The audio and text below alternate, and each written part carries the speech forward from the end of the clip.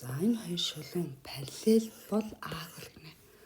За энэ окторуудэр хоёр шулууны хувьд параллел гэхээр би нэгдүгээр шулууныхаа чиглүүлэгч вектор болж. Чиглүүлэгч вектор гэдэг нь эхний шулуунтай параллел байдаг вектор гэсэн үг.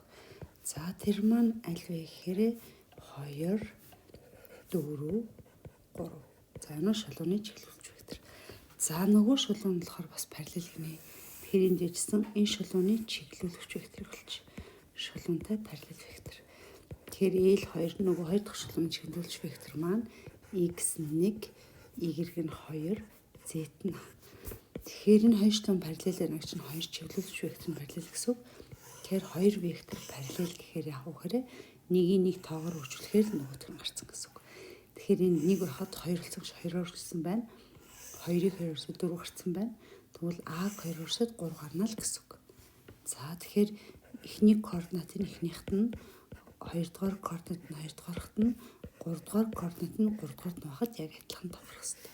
Тэгэхээр эндээс манай А нь 2, А нь 3 буюу А нь 1.5 байна гэсэн үг. За 32 энэ шулуун энэ хавтгаатай перпендикуляр гинэ.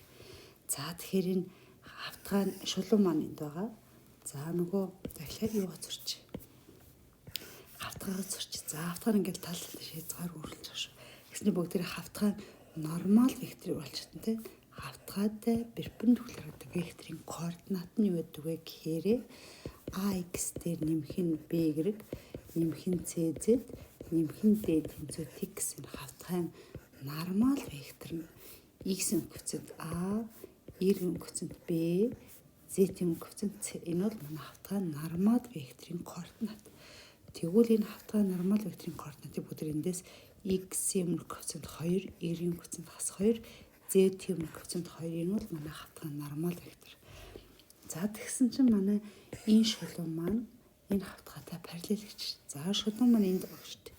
Тэгэхээр шулууны бүгдээ чиглүүлэгч векторыг болно. Шулуунтай параллел вектор гэсэн үг. Энэ шулуунтай параллел вектор. Тэгэхээр x1, y нь 2, z нь a. Энэ бол манай шулууны чиглүүлэгч вектор. За тэгэхээр юу гэсэн юм бэ? Энэ чинь манай хавтгай перпендикуляр. Энэ маань параллел. Тэгэхээр энэ хоёр вектор хоорондоо перпендикуляр байна л гэсэн үг шүү дээ. Параллел вектор юм чинь ингээд энэ болохоор перпендикуляр. Тэгэхээр энэ хоёр вектор хоорондоо перпендикуляр байгаа л гэсэн үг. Тэгэхээр энэ хоёр вектор перпендикуляр байна гэдэг чинь юу гэсэн үг вэ гэхээр скляр үржүүлэнтэй гэсэн үг. Хоёр векторын скляр үржүүлэнтэй. Хоёр векторын скляр үржүүлэхдээ эхний координатыг эхнийхээр үржүүлээд 2 дугаар координатыг 2 дугаараар үржүүлээд 3 дугаар координатыг 3 дугаараар үржүүлээд нэмэхэд тэг гарах ёстой гэсэн. Эндээс 2А1 болоод А-гаас ч А маань 2-ны 1 гэж дарах нэ. За даа энэ цэгээс хавтгай өрөх цаг бол. За манай хавтгай энд байгаа.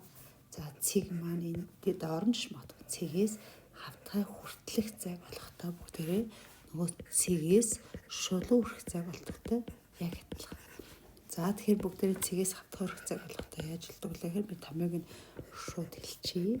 Тад гаргалгаагийн тустай бас үзчихээрэй. За тэгэхээр энэ цэгээс энэ шулуун хавтгай өрөх цаг болохтой яг хүрээ энэ шулуундаа цэгийг орлуулна. За x-ийн оронд 1, нэмэх нь y-ийн оронд 1, z-ийн оронд 1. За ингээд цэгийг орлуулчлаа.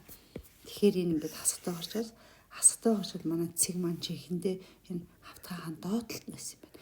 Тэгээд цэгээс хавтгай өрөх цаг болох гэж байгаа. Хасагтай гарч байгааз тэгэхээр энийг бүгд модулыг авнаа. Тэгээ юунд хуваах юм гэсэн чинь нөгөө нормал векторын уртад гэсэн чинь x-ийн өмнөх коэффициент, y-ийн өмнөх коэффициент, z-ийн өмнөх коэффициент бол манай хавтгай нормал вектор маань 1 1 1 гэсэн үг шүү дээ. x, y, z-ийн өмнөх коэффициент нормал векторын уртад нь байна. Өөрөөр x, y, z-ийн коэффициентуудын квадратуудын нийлбэрээс язгуурсан тоонд хуваана. За дээдлэх нь асах нэг юм бол 1 болоод энэ маань язгуур 3. Тэгэхээр цэгээс шулуу өрөх цаг 1-ийг авах нь язгуур 3 юм байна. Тэгээ раснал чөлөөлсөн гэж магадгүй хүртүрээр хоёулын язгуур 3-аар үржүүлэхээр хүртүр дээр язгуур 3, хуваар дараа 3 гэхээр 3-ны язгуур 3.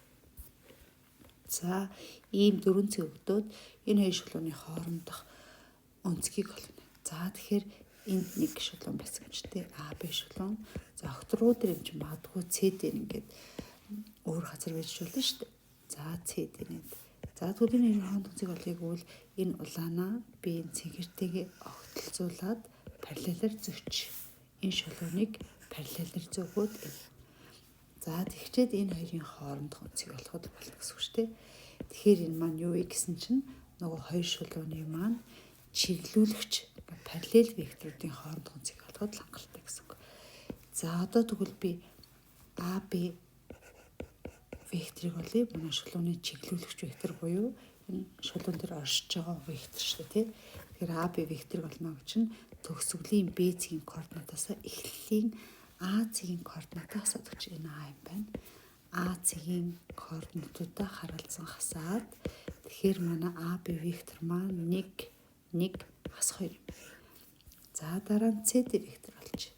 За CD вектор гэдэг маань юу вэ гэсэн чинь адилхан дээдлийн улаангтай шулууны чиглүүлэгч вектор, параллел вектор гэсэн үг.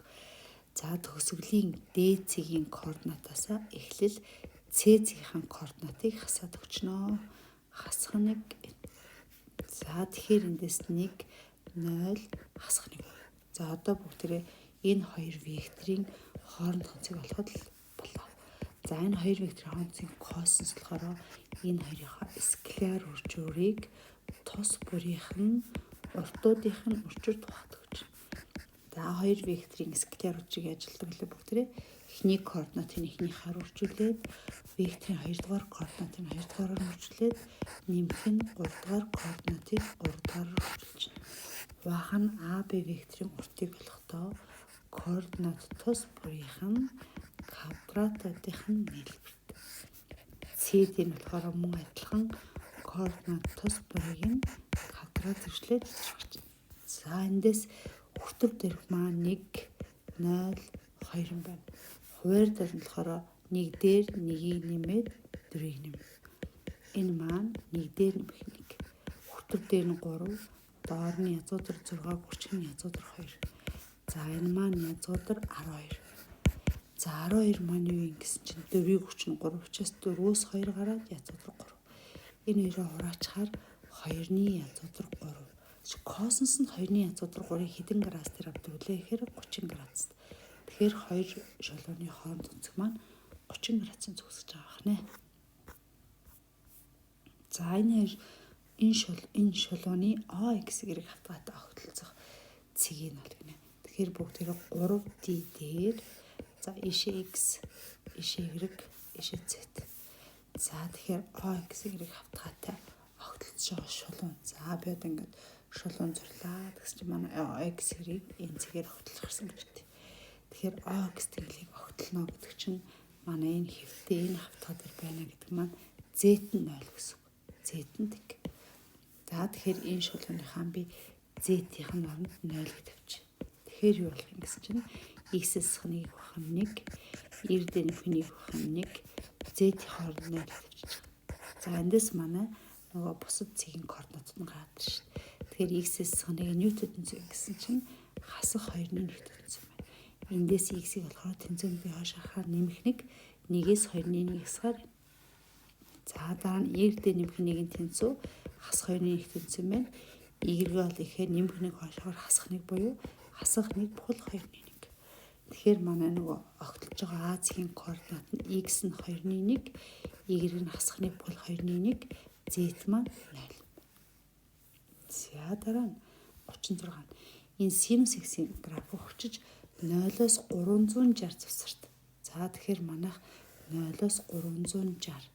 За 0 яг энд 2-ны π энэ огтлж байгаа цэнийг π гэдэг те. Π чинь 316-аар 3-аас жоохон хойш хагас. За эерэг утгатай байдаг хэсгийг олоо гэж. Тэгэхээр 0-оос 360 дотор гэсэн шүү дээ. Энэ маань дахиад цаашаа ингэ үргэлжлэнэ. Тэгэхээр энд болохоор 360 те. Энэ зэн 180 дахиад 180 360. За энэ завсарт эерэг утгатай гэдэг маань энэ тэгээс хооц нөгөөх нь сөрөг. Тэгэхээр энэ хэсгийг болохоор 0-оос π хүртэл гэсэн үг. За 0-оос 2π завсарт 0 нь орж ийн. За π хүртэл гэсэн учраас π-г нь болохоор гадагш харуулж эерэг утгатай. Яг π дээр бол 0-ыг авчих штэ. За дараа нь 37. За синус 2x1 тэгштэйлийн 0-оос 2π 90 градусын хоорондох шийдвэр болгоно. Тэгэхээр эндээс бүгдээрээ синус 2x1 гарна гэж чинь синус 1-ийг хэдэн градус дээр авдаг вүлээ гэсэн чинь 90 градус дээр аваад тэрний дараагийн шийдвэр нь болохоор дандаа 180-ын дараа тавталдаг. За тэгэхээр эндээс би санийхаа синусынхаа графтаар би тайлбарлаж синус x гэснээр 1 гэдэг шугам маань энэ гэсэн үг шүү дээ. Тэгэхээр яг энэ авж байгаа ихний утга нь болохоор 90 градус. Тэрний дараагийнх нь болохоор 1 дээр шүү дээ тий. Тэрний дараагийн утга нь юу гэж 360 градусын дараа шүү. 360. За граф харж чинь талтайгаа оллоо шүү. Ингээд дараа 2 пк биш 360 дараа шүү. Гэхдээ пк биш. За тэгээ 2 туваачаар энэ 4-ний пи нэмэх нь 2 туваачаар пк. Тэгээ энэ засварсан шүү. Тэгэхээр эн чинь к-г оронд 0-ыг тавихаар чинь x-ийн 145. За к-г оронд 1 к чинь бүхэл тоонуудыг хэлж байгаа шүү дээ. 1-ийг тавихаар x-ийн 4-ний p дээр нэмэх нь 1-ийг тавихаар p гэхээр нөгөө манай 180 дээр авчих. Тэгэхээр манай шийдвэр нь энэ байна. За эсвэл бүгд график дээрээс бас шууд олж болно шүү дээ. За 38. Cosx 30 градус гэх юм. Cosx 30 градус. Cosx гэдэг маань 1-ийг хуваах нь синус 30 градус гэлдэг. Өөрөөр 1-ийг хуваах нь синус альфаг, cosecant альфа. Тэгэхээр синус 30 дутх нь 2-ны 1 юм чинь бүтэр байрын солигдоод 2 болох нэ. За 39 синус 75 болгож. За синус 75 бүгдээр чэйжээр мэдхгүй. Тэгэхээр мэддэг хоёр утгийнхаа нийлбэрт авъя. 75 бол 45 дээр нэмэх нь 30 градус. За тэгэхээр эндээс томьёогоор задлал синус 45. За томьёогоо та санаж гинүү. Синус альфа дээр нэмэх нь бета гэдэг бол синус альфа косинус бета нэмэх нь синус бета бүрчин косинус альфа. Зөв солигдож байгаа. Тэгэхээр би синус 45 гэснээр одоо косинус 30 нэмэх нь одоо болохоор косинус нь 45 болоод синус нь 30 градус. Тэгэхээр синус 45 бол язгуудар 2-ыг хавах нь 2 байдаг. Косинус 30 градус 2-ны язгуудар 3, косинус 45 дахь 2-ны язгуудар 2, синус 30 дахь 2-ны 1. Тэгэхээр 4-ний нэрийг бүртгэж нь язгуудар 6, нэмэх нь язгуудар 2 гээд синус 75 дахь нь юм байна. За 40. За энэ илэрхийлэл утга бол гэсэн чинь энэ миний сайн хийсэн томьёогоос синус альфа косинус бета гэснээр косинус нь альфа синус бета энэ бол синусын альфас бетагийн томьёо. Тэгэхээр манай бодлого нь альфа маань 51, бета маань 21. Тэгэхээр 51-ээс 21-ээс хар синус 30 градус болоод синус 30 бодох нь 2-ны 1 гэдэг. Тэгэхээр хариу нь 2-ны 1 байна.